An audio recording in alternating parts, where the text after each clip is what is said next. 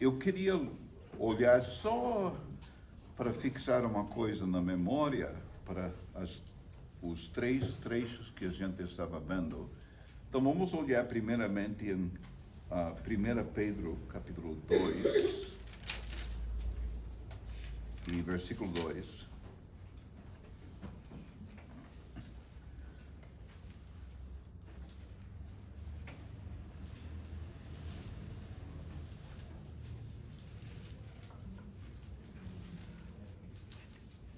Primeira Pedro capítulo 2 e versículo 2 diz assim: como crianças recém-nascidas, desejem o genuíno leite espiritual, para que por ele lhes seja dado o quê? Crescimento, é isto, crescimento para a salvação, não? Queria que vocês notassem esta palavra, o crescimento, não? Depois a gente olhou em Hebreus, capítulo 6, ou 5, melhor dizer, Hebreus 5. E eu queria que vocês sublinhassem a ideia aqui, não somente de crescimento, mas de maturidade. Porque ele está dizendo que as pessoas ainda precisam de leite por causa do fato que são inexperientes na palavra. E versículo 14 diz: mas o alimento sólido é para os adultos, para aqueles que pela prática têm as suas faculdades exercitadas para discernir não somente o bem, mas também o mal. Isto está falando de uma maturidade. Eu acho que capítulo 6, que é um trecho tão discutido em Hebreus,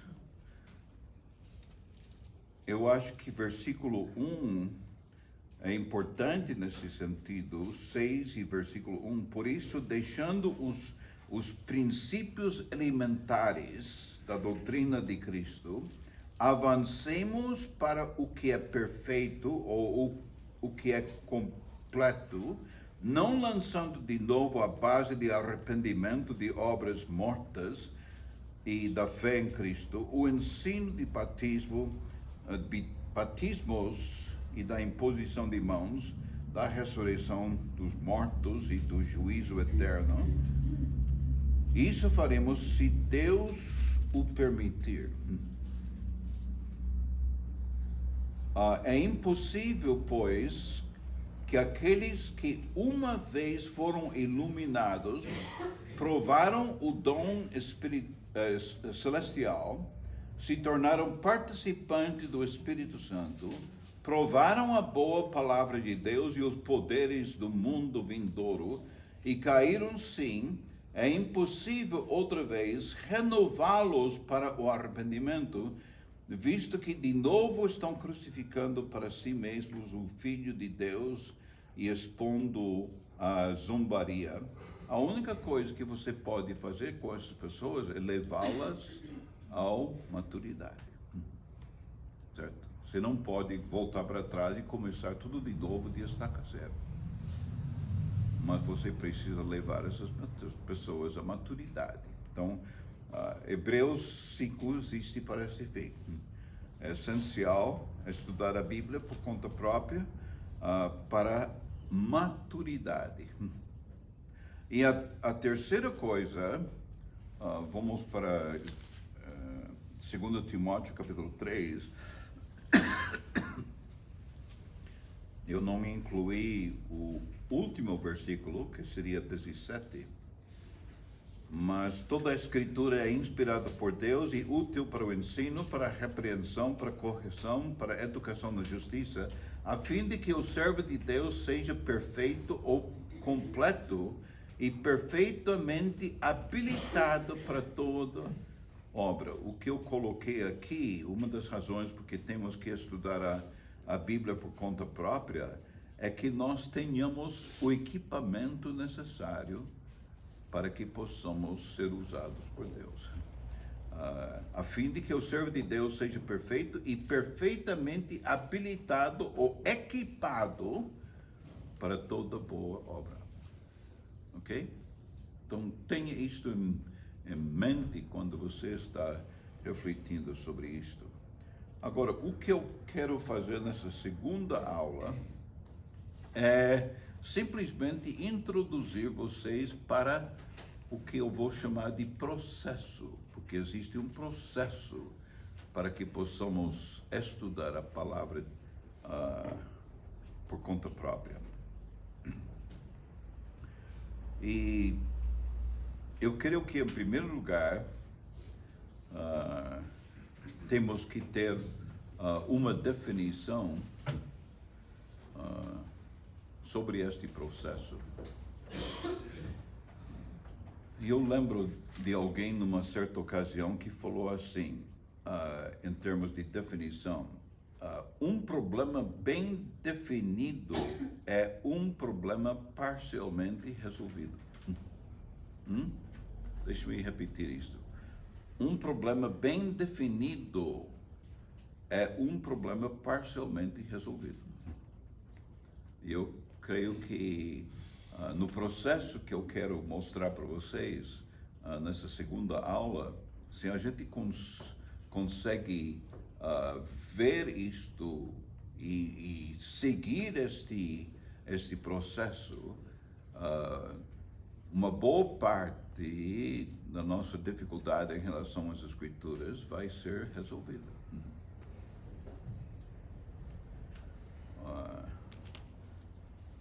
Existe um sistema em estudar a palavra de Deus, e é isso que eu quero passar para vocês.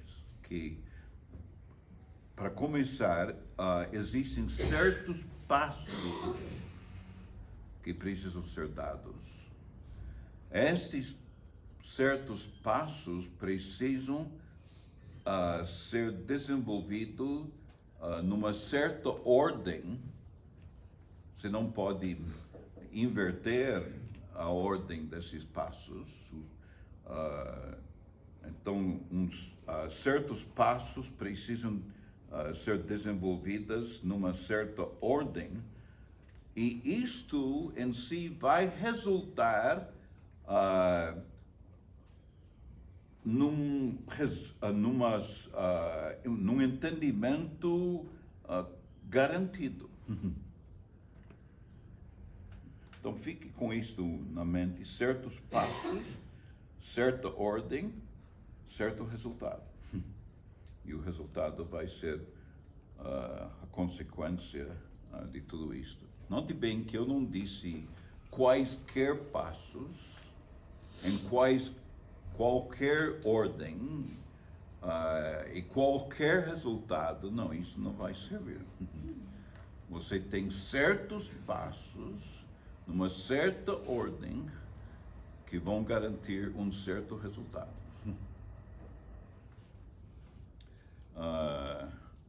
O produto que a gente precisa envolver, o produto que nós queremos adquirir como resultado desses passos, desta certa ordem, é a compreensão que a gente precisa de um estudo próprio das Escrituras. Então, nós temos que ter um alvo específico em mira, e o alvo específico em mira que eu tenho em desenvolver este curso é que a sua vida vai ser transformada por meio das Escrituras. Se a sua vida não está sendo transformada pelas Escrituras, pelo processo, pela maneira como você está agindo com as Escrituras, então este método precisa ser implantado em você. porque eu acho que foi o Moody que falou assim, o famoso evangelista Moody: a Bíblia não nos foi dada para fins de conhecimento. Na realidade, ele queria dizer mero conhecimento.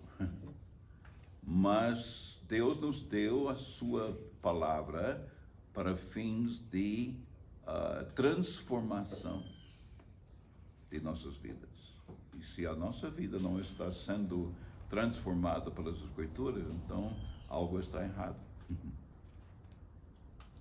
Eu queria olhar com vocês só um momentinho.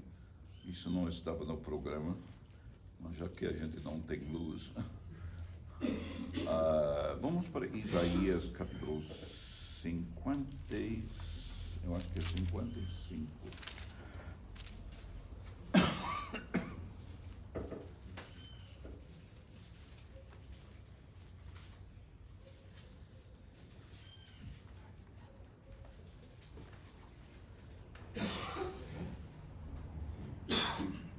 Vamos para o versículo 8.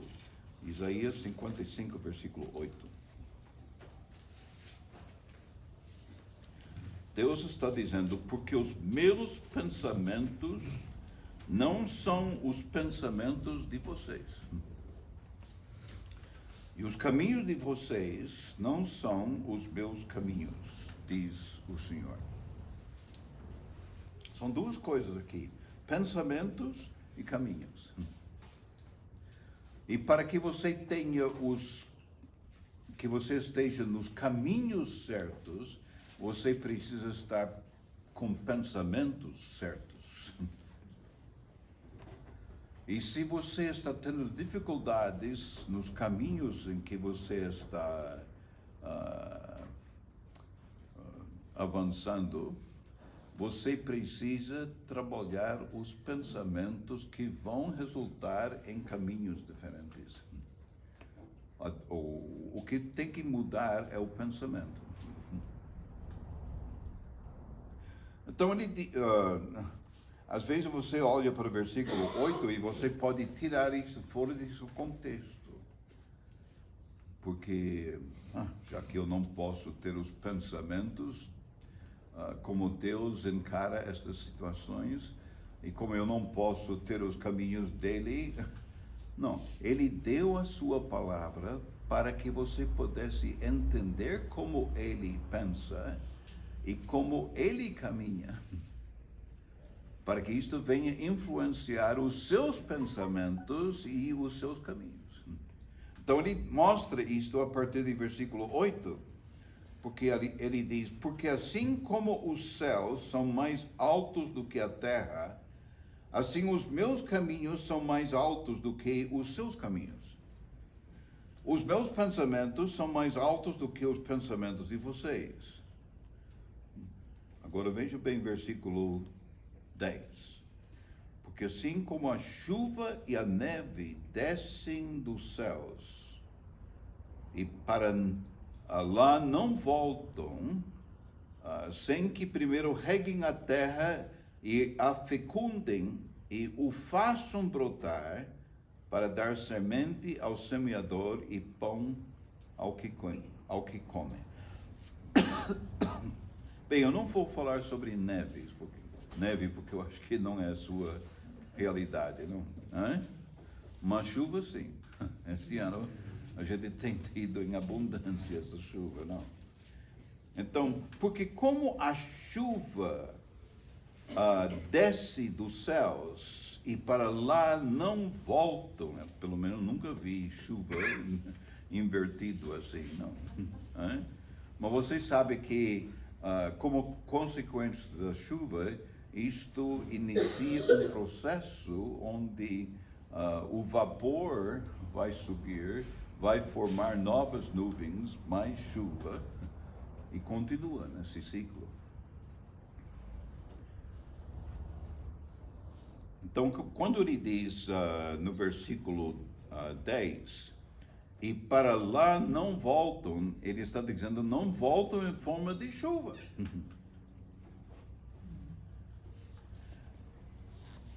porque tem uma razão por isto. Sem que primeiro estas chuvas precisam fazer o quê?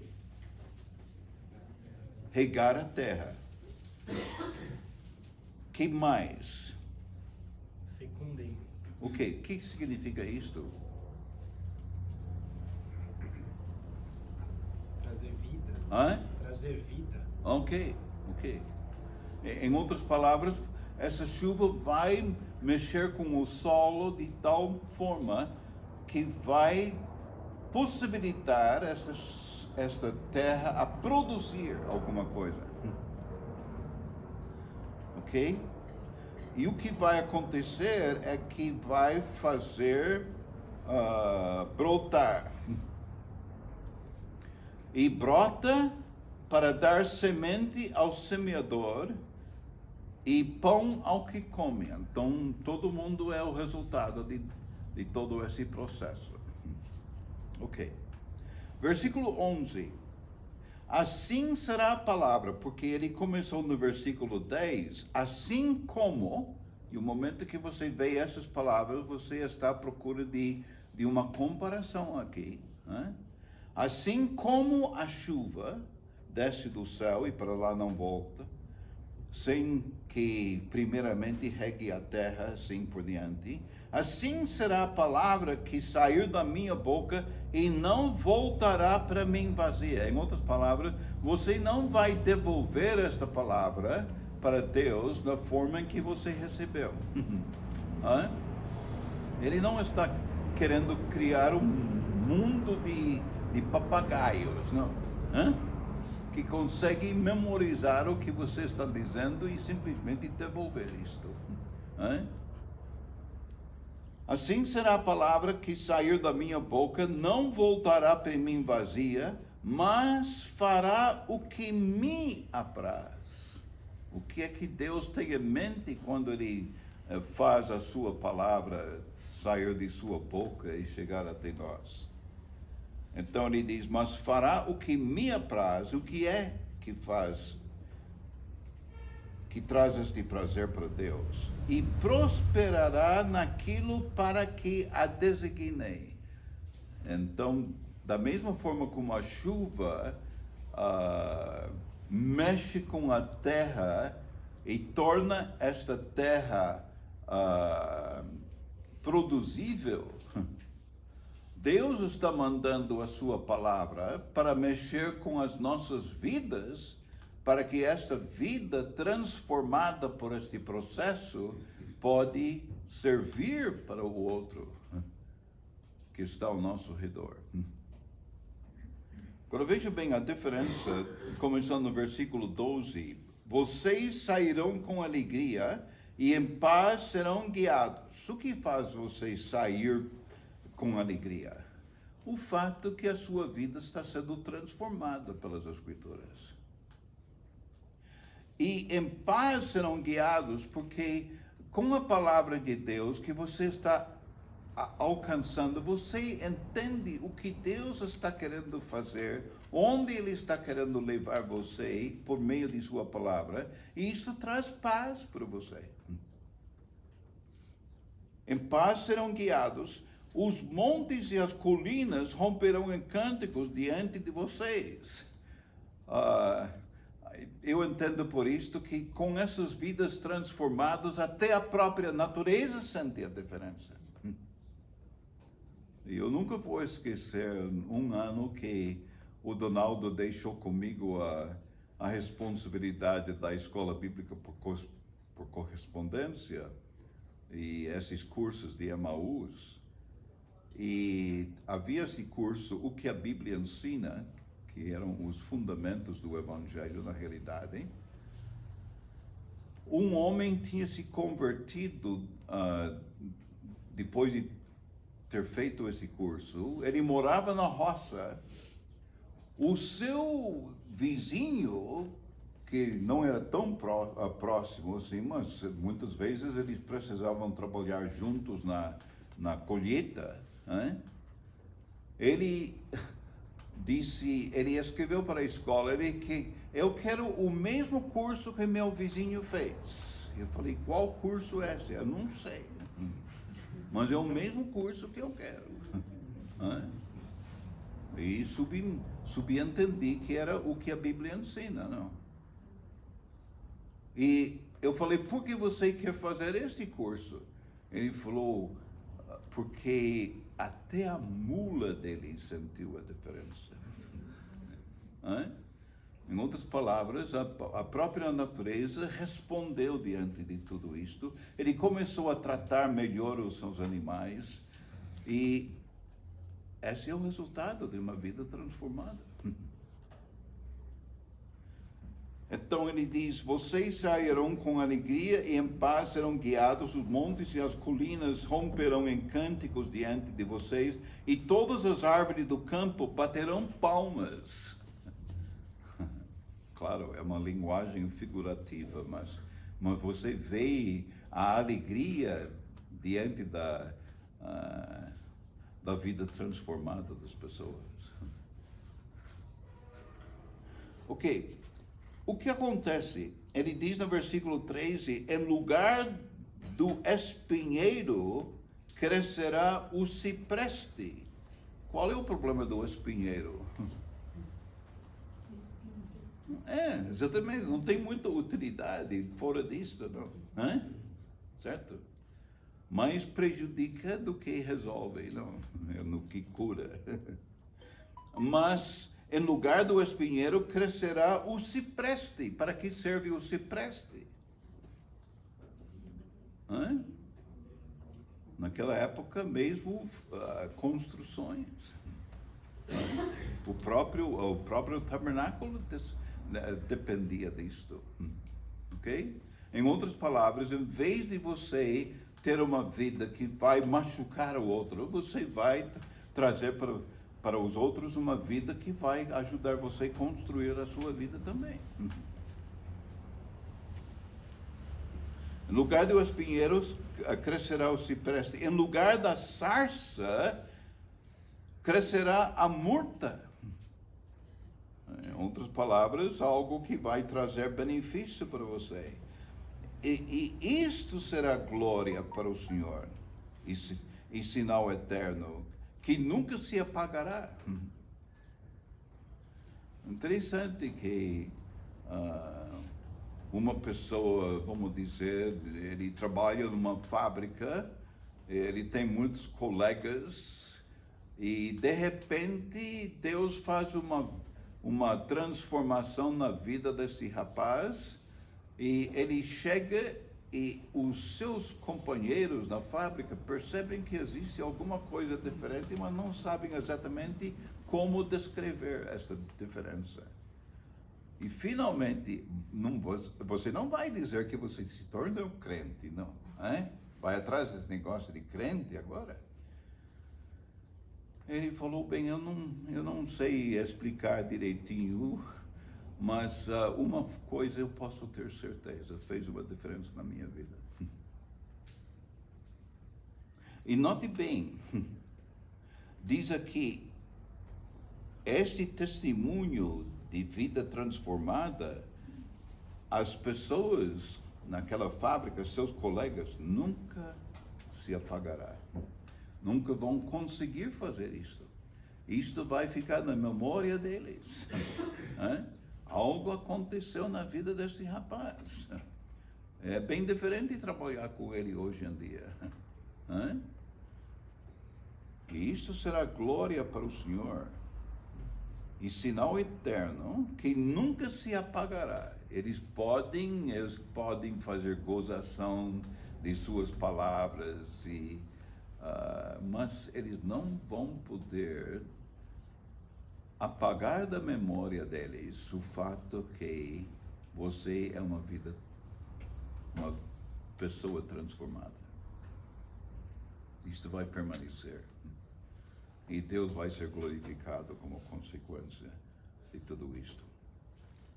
Ok. Vamos voltar para este aspecto do estudo, então. Então, o alvo específico daqueles 3 trechos que a gente já estudou na primeira aula tem como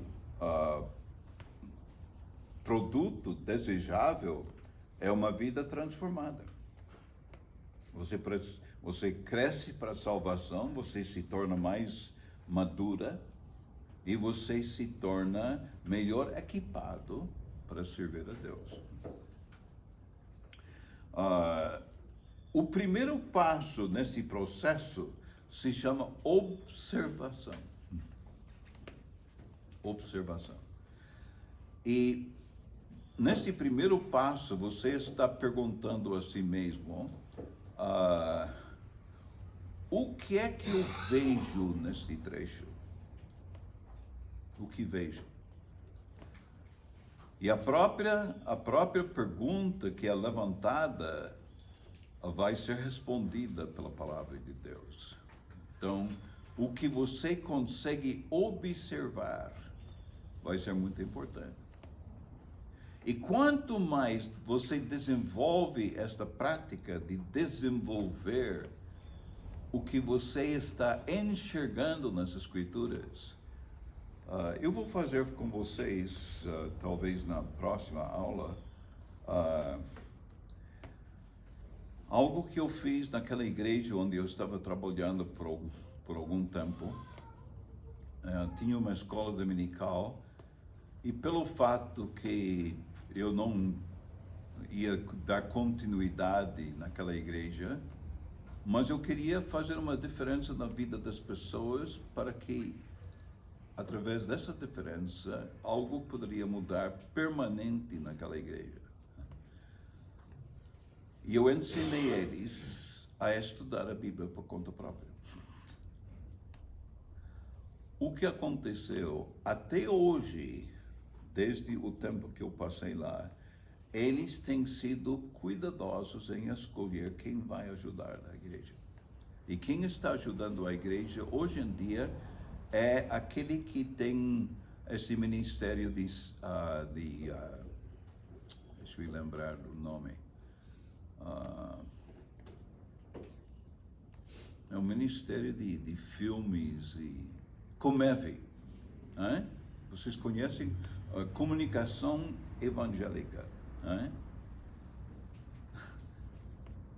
Eu fico feliz da vida em saber disso.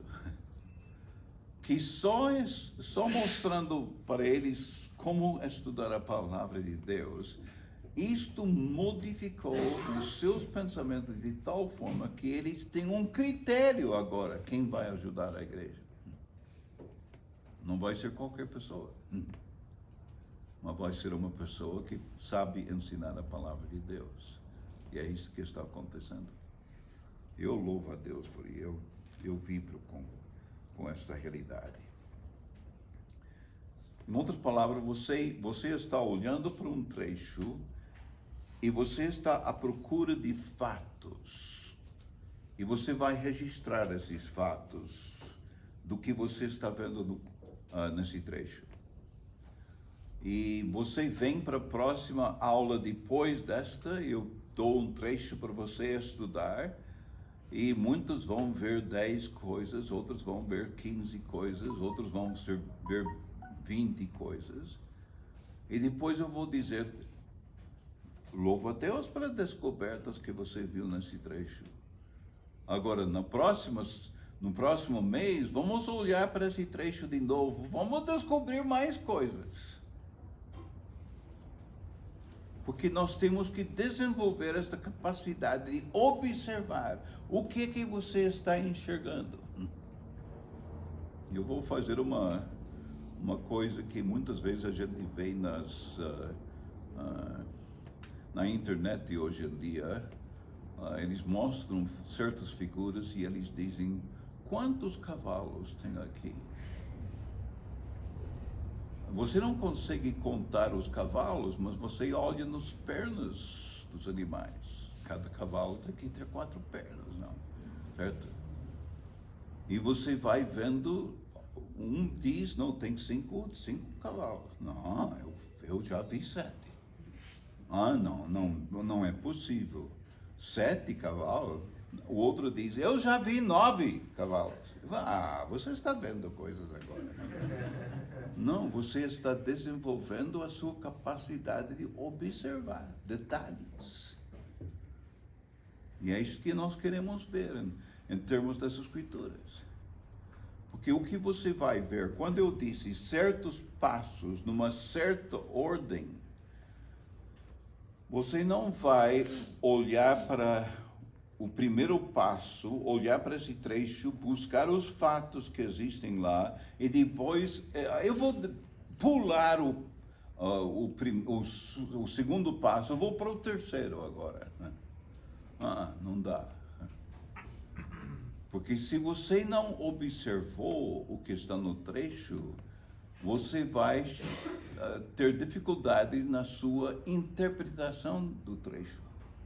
E se você tiver dificuldades em interpretar o trecho, é porque você não viu tudo que o trecho tem para oferecer. E se você pular o passo de interpretação para aplicação, a sua aplicação do trecho vai ser cheia de falhas.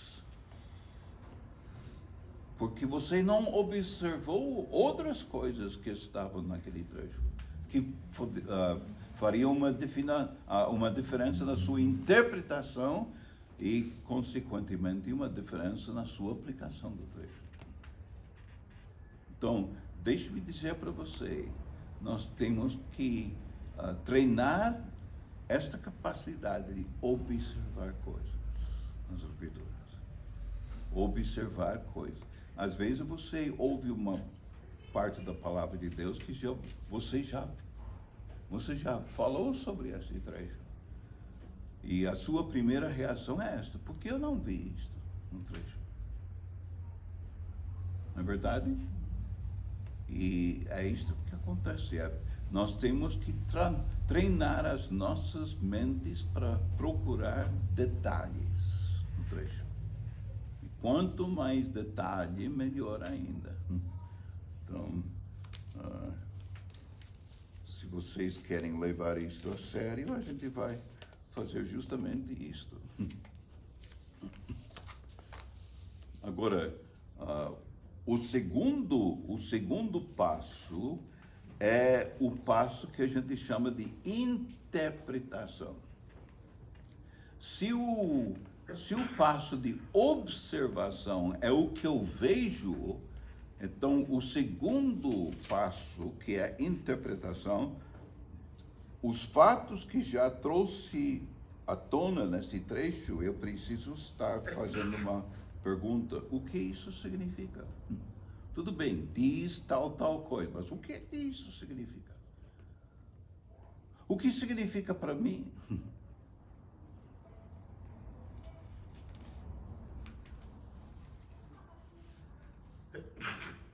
E a terceira coisa, o terceiro passo do processo é aplicação.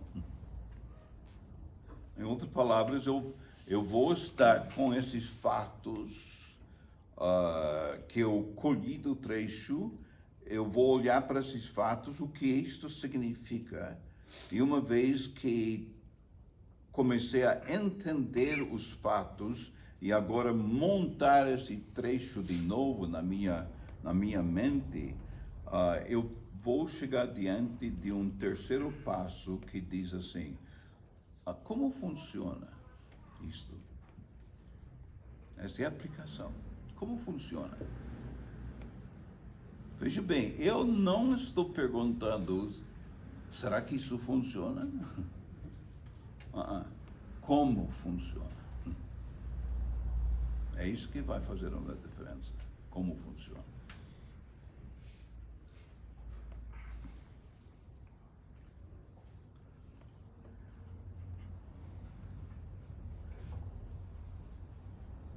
As pessoas dizem assim,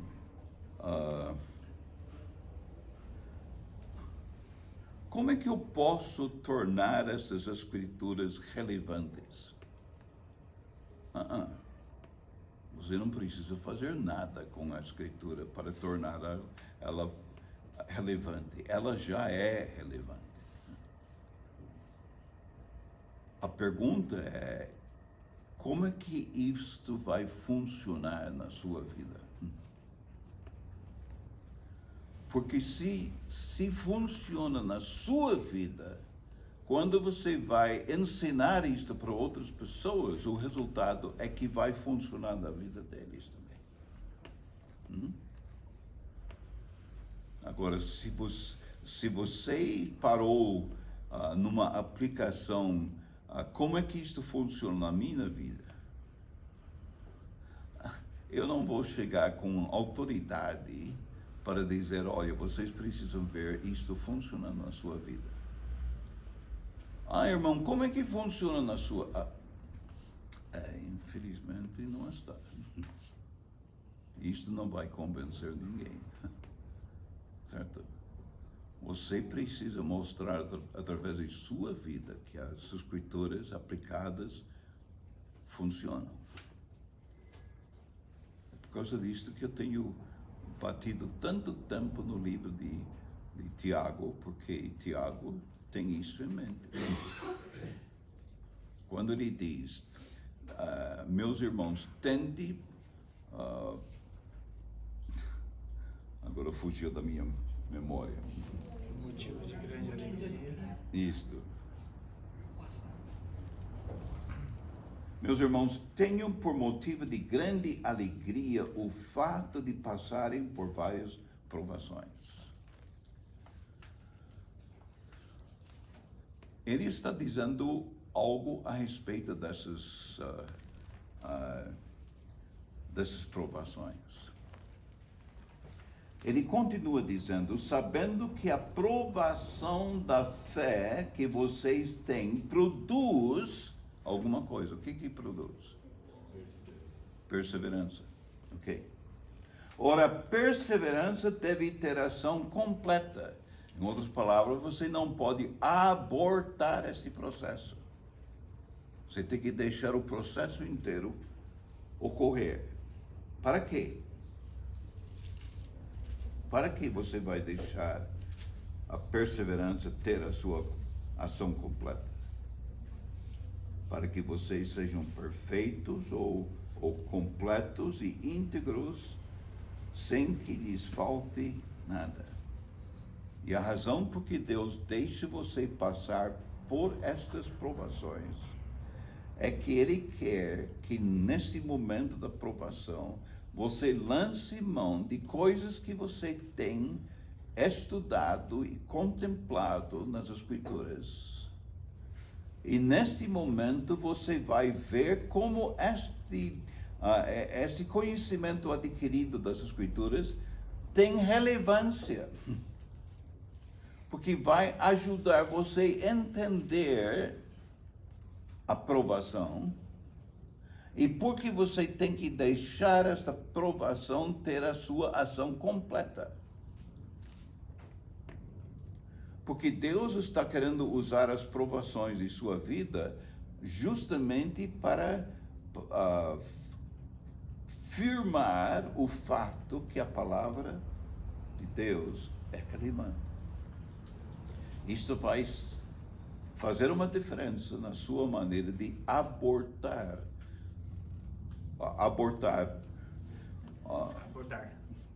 Desculpe. O que eu disse? Abortar. Eu não quero abortar, não. Eu quero abordar. Certo? A situação,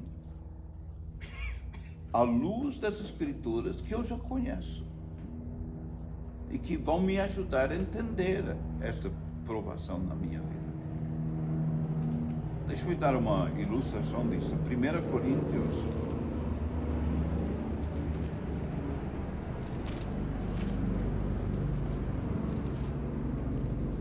capítulo 10.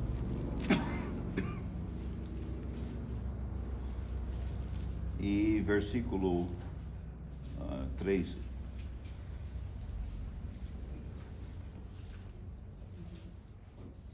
Aqui diz, não sobreveio a vocês nenhuma tentação ou nenhuma provação, porque a palavra é a mesma.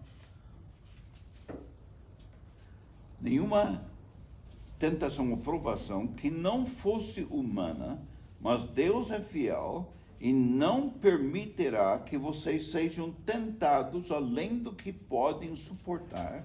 Pelo contrário, justamente com a tentação proverá livramento para que vocês a possam suportar. Eu vou ilustrar este versículo para você.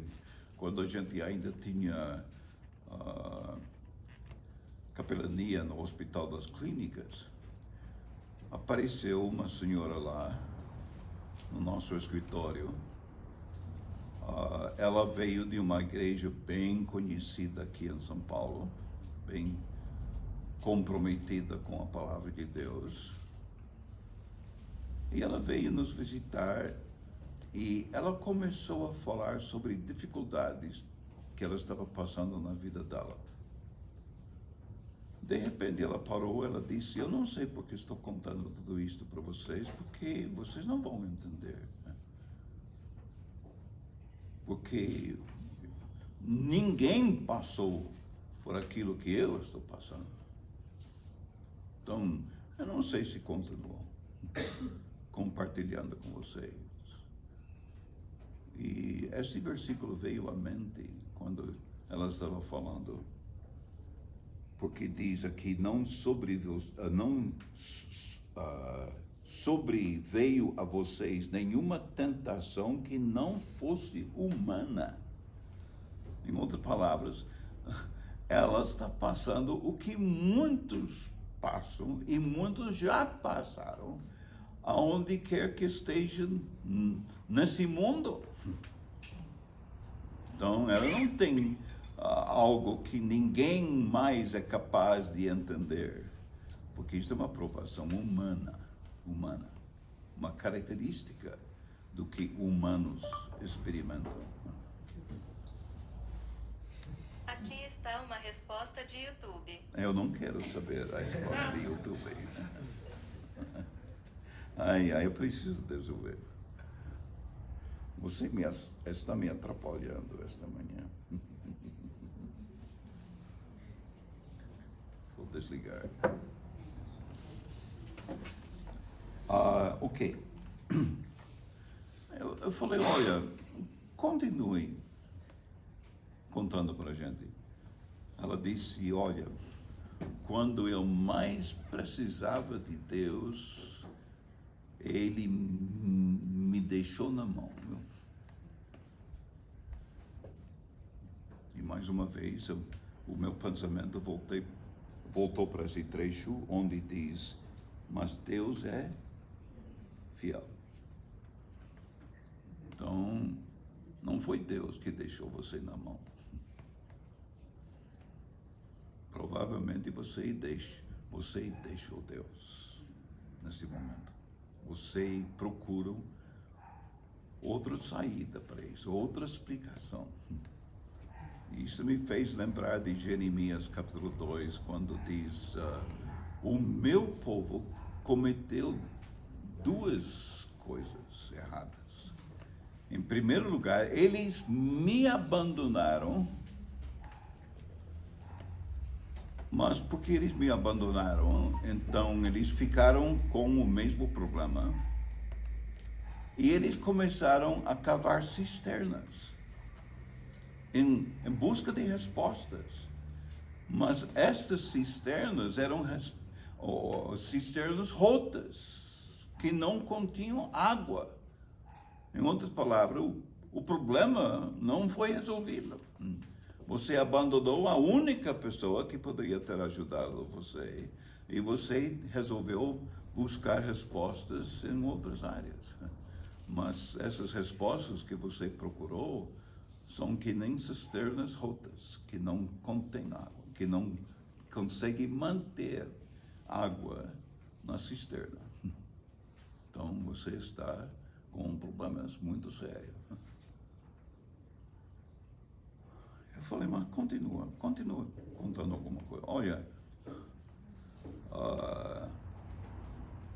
eu me frustrei com isso porque eu não sou capaz de suportar essa situação mais na minha vida. Eu pensei outra vez naquele trecho que diz, não permitirá que vocês sejam tentados além do que podem suportar. Então, vamos ver onde ela vai chegar com isto. Eu falei, continue falando. Ela falou, eu não vejo nenhuma luz no fim do túnel. Em outras palavras, a minha situação é desesperadora. Não existe saída. Eu vou dizer isto, meus irmãos. O conhecimento da palavra de Deus vai salvar você de tanta situação na sua vida, pelo fato que você começa a aplicar a palavra a essas situações em sua vida. Eu falei, tudo bem, você já falou, então eu quero levar vocês para um trecho da palavra de Deus, e levei para este trecho. Falei, em primeiro lugar, você não queria, no princípio, continuar falando conosco, porque você achou que nenhum outro indivíduo na face da terra passou por o que você está passando. Eu quero que a palavra de Deus diga para você que essa situação sua é o que muitos seres humanos experimentam. Mostrei isso na palavra, certo? Em segundo lugar, você disse que Deus deixou você na mão quando você mais precisava dele. Eu falei, Deus é fiel. O mesmo Deus que disse nas Escrituras, eu nunca, jamais os abandonará. Ele é fiel, ele não abandona. Agora, vamos ver se você abandonou Deus no processo. Onde está Deus? Você lançou mão dele nesse momento, nessa crise de sua vida?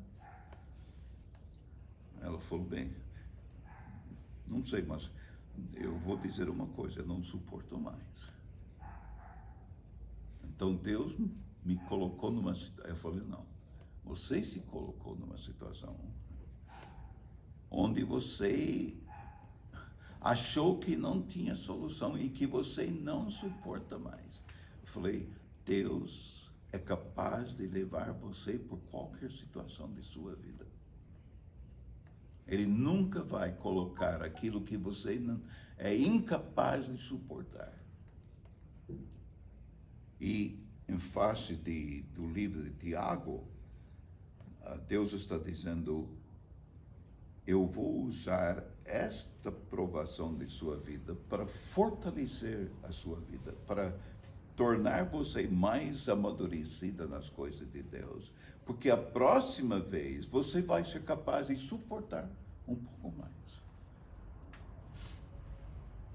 E quando você passou por aquilo, você vai passar por outra provação, e eu vou te dizer, você não vai poder dizer que Deus está exigindo algo de você que você não é capaz, porque Ele não faz isto. Ele leva você por essas provações porque Ele quer fortalecer a sua vida, para que a próxima vez você aguente mais. E assim por diante, a vida toda.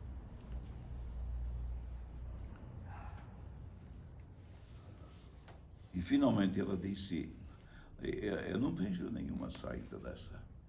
Eu falei, então vamos olhar no versículo. Diz assim, não sobreveio a vocês nenhuma tentação que não fosse humana, mas Deus é fiel e não permitirá que vocês sejam tentados além do que podem suportar. Pelo contrário, juntamente com a tentação, proverá livramento. É isso que eu quero. Quero livramento. Eu falei, mas não tem um ponto aqui. Não tem um ponto final. Tem uma vírgula aqui. Que diz assim, proverá livramento para que vocês a possam suportar. Então, vai dar a você, esse livramento dar a você a capacidade de permanecer debaixo da situação até que esta maturidade de sua vida corresponda a isto. O livramento não é ficar isento da situação, mas de encarar esta situação de outra forma. Deus está querendo levar você pela provação que vai fortalecer a sua vida, fortalecer a sua convicção em Deus.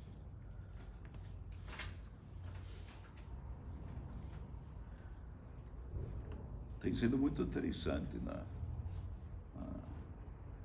capelania, quando a gente está tomando café da manhã em casa, a gente comenta nas coisas que têm acontecido e olha, quando a gente pensou que nunca jamais daríamos conta de tudo isto. E Deus continua abrindo mais portas. No princípio foi difícil convencer o Hospital das Clínicas que eles precisavam desse tipo de trabalho, de saúde dentro do hospital. Hoje, quando a gente saiu do Hospital das Clínicas por força de situação política naquela época, coisa pegou fogo. E não fomos nós à procura de trabalho, foram os hospitais que vieram à procura de nós. E eles disseram, nós queremos isto que vocês têm para oferecer. Só que está crescendo de tal maneira que a gente não pensa que temos condições de lidar com tudo isto. Mas Deus é capaz. E Ele tem dado o livramento.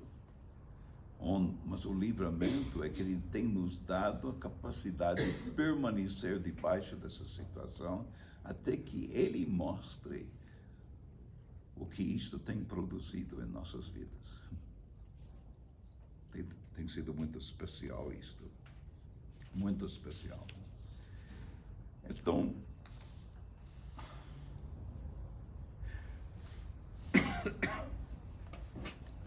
deixe-me dizer, o primeiro passo é justamente isso. Nós vamos chegar diante da palavra de Deus e responder a uma pergunta.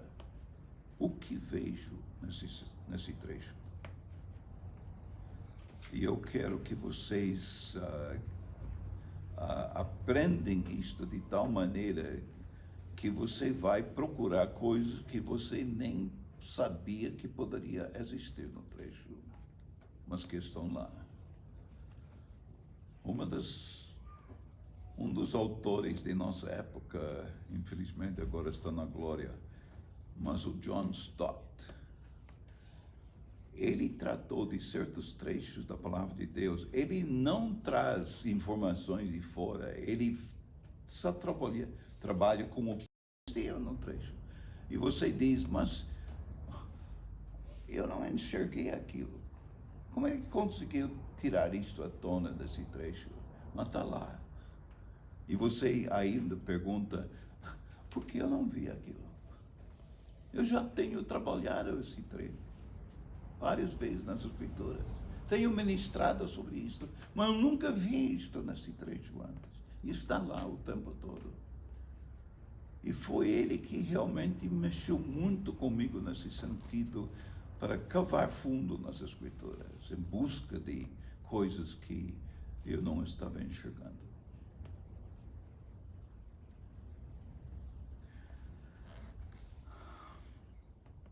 Deus está querendo me tornar receptivo quando Ele quer me ensinar as escrituras.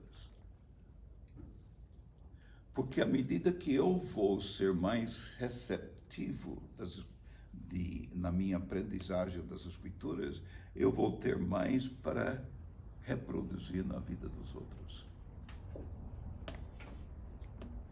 A ilustração que veio à mente quando eu pensei nisto foi esperma do homem e óvulo da mulher. Não adianta só ter esperma. Não adianta só ter óvulo. Os dois precisam ter um encontro um com o outro. Os dois precisam de receber algo que vai poder reproduzir algo.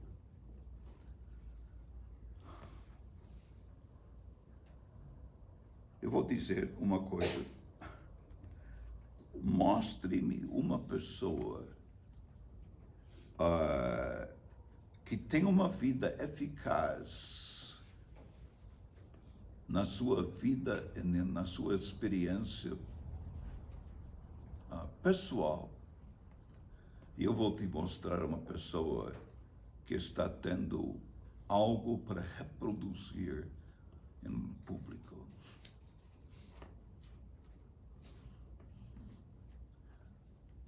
Porque o que tem acontecido muitas vezes é que nós temos pessoas que parecem ter capacidade em público, mas se você fosse olhar para o lar deles, a história é bem diferente.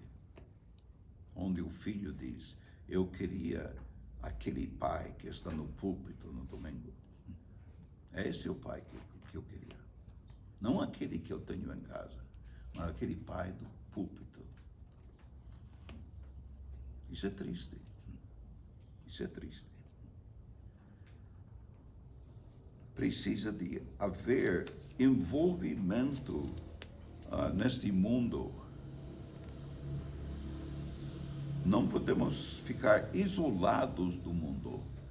Temos que ter envolvimento nesse mundo onde a gente vai ter impacto com as pessoas, sobre as pessoas. Mas ao mesmo tempo não posso me envolver com este mundo e fazer isto.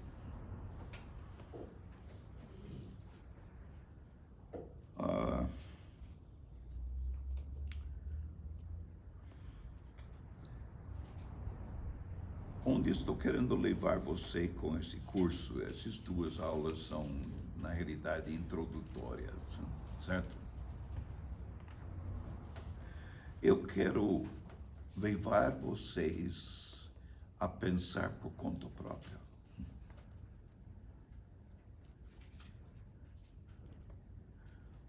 Uma das coisas que eu tenho visto do mundo secular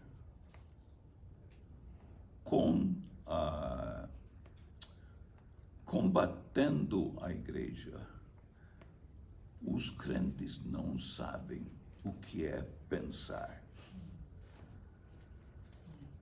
Eles vão engolindo tudo que eles ouvem da parte dos outros, mas não sabem pensar por conta própria.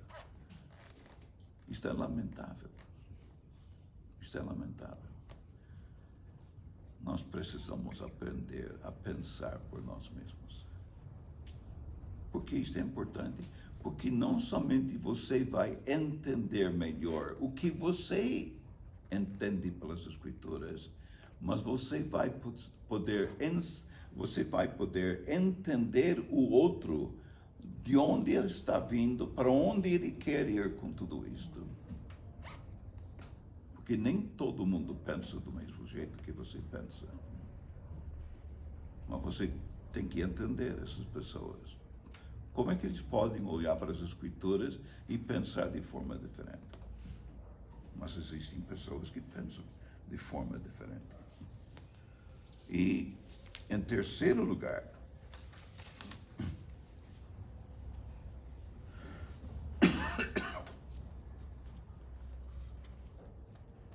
eu preciso descobrir pessoalmente o sentido do trecho que eu estou investigando. Porque o grande perigo neste momento é lançar mão de algum comentário. E você aprende o que o comentário diz a respeito disto.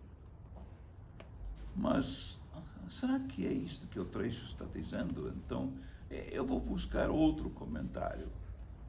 E de repente você vê que esse outro comentário fala de forma totalmente oposta. Agora você ficou confuso, não é? Então eu vou precisar de um terceiro comentário para ver o que o terceiro comentarista tem a dizer sobre esse trecho. E ele nem concorda com os primeiros dois. Você está vendo porque é muito importante você cavar fundo na palavra de Deus, para que quando você finalmente lança mão de algum comentário, você tem uma base crítica de olhar para o que este comentarista está dizendo. Eu não concordo com ele. Não é isso que eu vejo no trecho. Isto é de suma importância. Houve um livro escrito algum tempo atrás que se chama A Crise na Universidade, porque eles descobrem pessoas que nunca aprenderam a pensar por conta própria. Não somente um mundo crente, mas um mundo descrente também. Há uma diferença. Meu neto está entrando na universidade, já terminou o primeiro ano da universidade. Ele está descobrindo, puxa vida, né? Eu pensei que eu sabia alguma coisa, mas não sei de nada.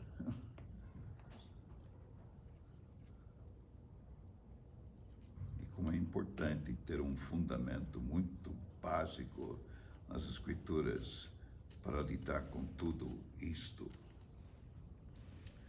E a última coisa que eu queria mostrar para vocês é que eu quero que você esteja tão envolvido com a palavra de Deus, direto assim, face a face. Eu quero que você venha ao ponto de se apaixonar com o autor desse livro, que é Deus. Você precisa se apaixonar por ele, para que ele seja o primeiro amor de sua vida. E que você vai querer voltar para esse trecho e ler de novo, porque eu quero saber cada palavra que sai da boca dele, porque eu não quero perder nada desse processo. Olha, 66 livros na sua Bíblia. Alguém aqui poderia citar algum versículo de Deuteronômio? Eu sei que você pode. Mas quando o Senhor Jesus foi levado ao deserto, ele não argumentou com Satanás, ele simplesmente citou a palavra e citou 3 trechos de Deuteronômio.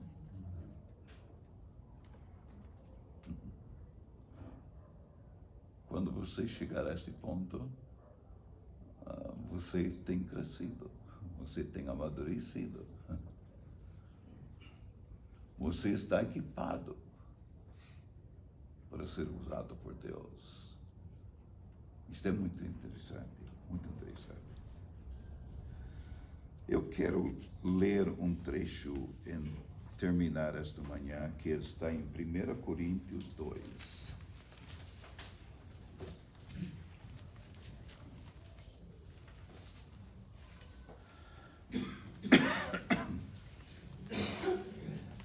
Coríntios 2,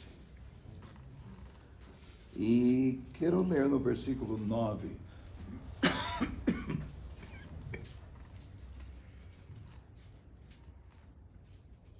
Onde diz, nem olhos viram, nem ouvidos ouviram, nem jamais penetrou no coração humano o que Deus tem preparado para aqueles que o amam.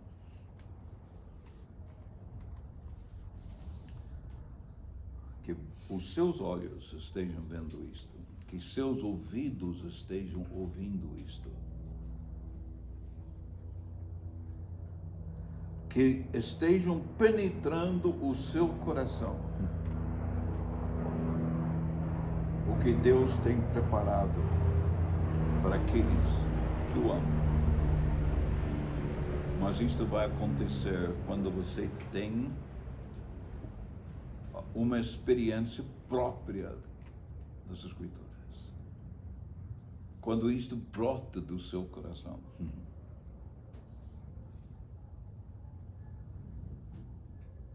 Eu lembro de um dos primeiros acampamentos onde trabalhei como conselheiro. E eu fiquei entusiasmado porque o diretor do acampamento disse: olha, nós temos percebido ao longo do tempo que os próprios conselheiros ficam vazios, num certo sentido, no fim da experiência do acampamento. Não queremos que isto aconteça. Então, o que nós fizemos este ano de mudança é que nós trouxemos uma pessoa para ministrar só para vocês, os conselheiros, para que vocês estejam fortalecidos para trabalhar na vida desses jovens, desses adolescentes. Então, nós vamos levantar meia hora mais cedo do que normalmente e nós vamos ser ministrados pela palavra. Eu fiquei com certa antecipação desse momento. Estava querendo olhar ao redor de mim, quem é que vai ministrar para nós? Mas ele não estava presente nesse momento. Eles abriram a porta e entrou esse homem numa cadeira de rodas. O corpo totalmente distorcido, sim. Eu senti um certo repulso de ver tudo isso. Olha, eu não esperava que você trouxe alguém para fazer pouco caso da gente, não. Pensei que você trouxe alguém para ministrar a palavra. Mas quando esse homem abriu a boca, eu sabia que esse homem convivia com Deus. E o que ele tinha para oferecer a nós era uma coisa tremenda, tremenda. Eu nunca vou esquecer dessa experiência.